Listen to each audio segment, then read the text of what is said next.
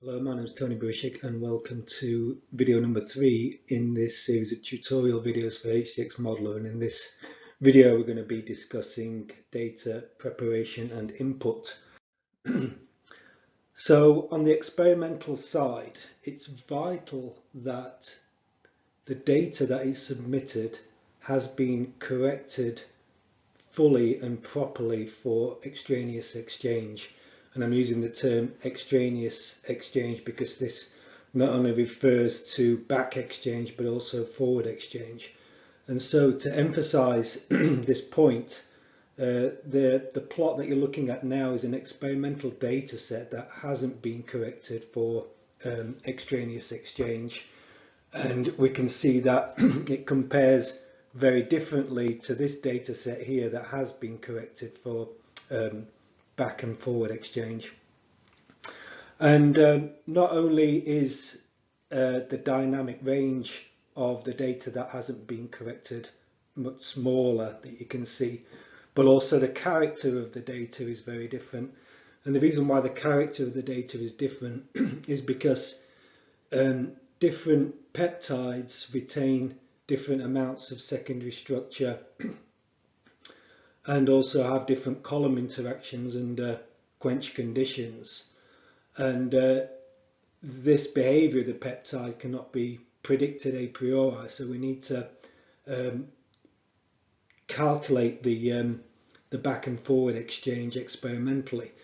And because of this different character of the peptides, it's also vital that the correction system that you use is one where you use matched peptides for each data set. So this can be shown here. This is actually the full experimental acquisition for this protein here.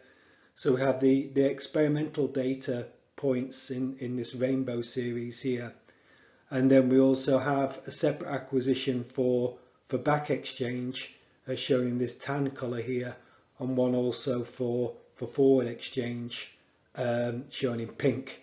And so each peptide has its own correction set, and then correction can be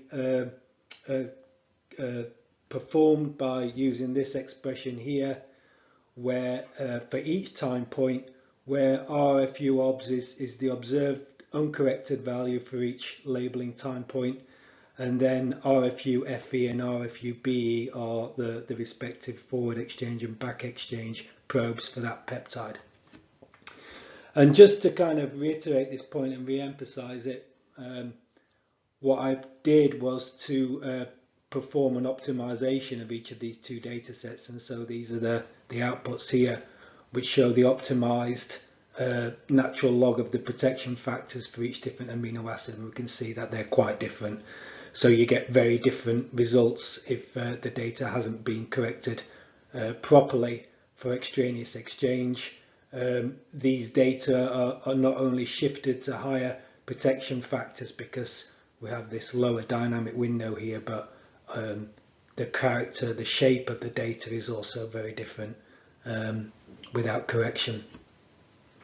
And so correction can be performed in many different ways.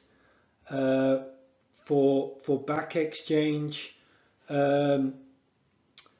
we recommend that a fully labeled protein is taken in D2O, and this is submitted to a 15-second labeling experiment.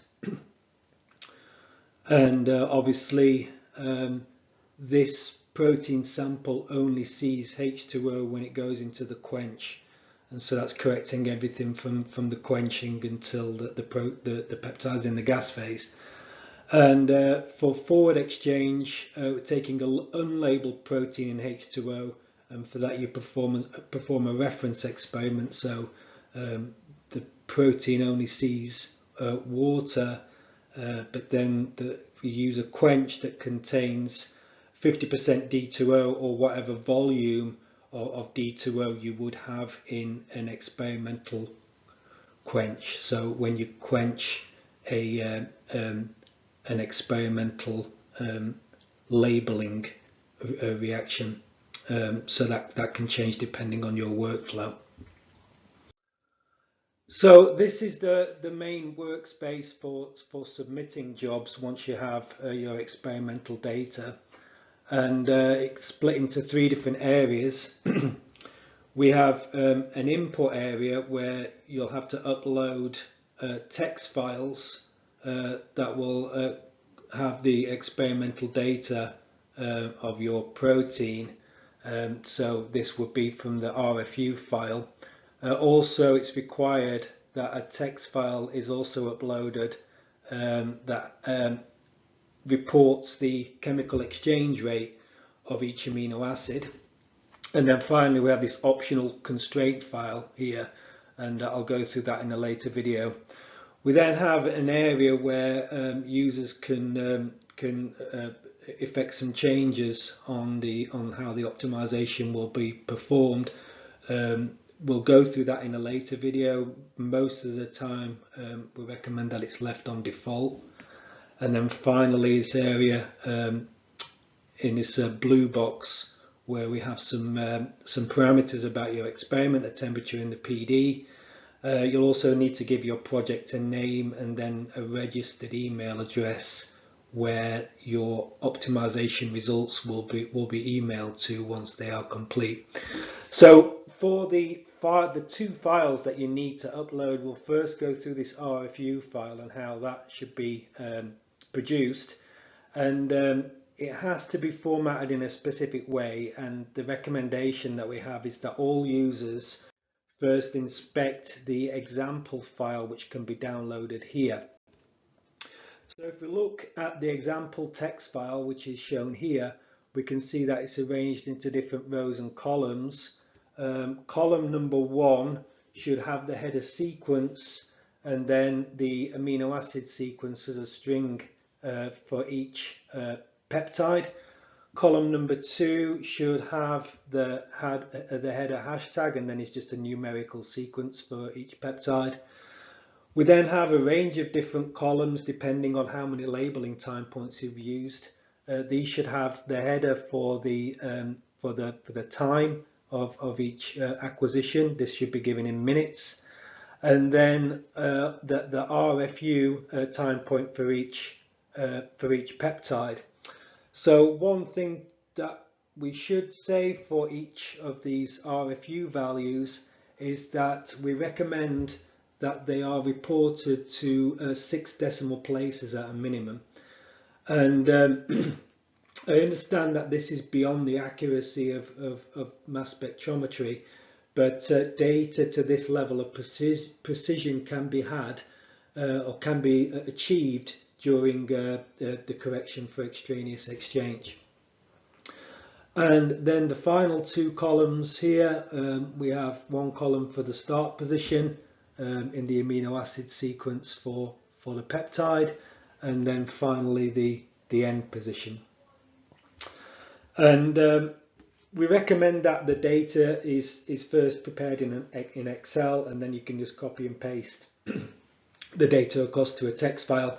And HDXmodeller accepts both tab and space delineated text.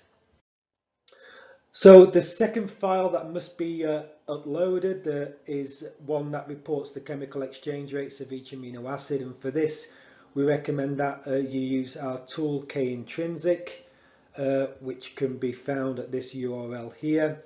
And so this is where this will take you, and you simply have to input the amino acid sequence, the whole amino acid sequence of your protein, along with the temperature at which the experiments were performed and the PD, give the job a name and press submit, and then an appropriate text file will be automatically downloaded to your browser, and this can then just be uploaded to HDXmodeller.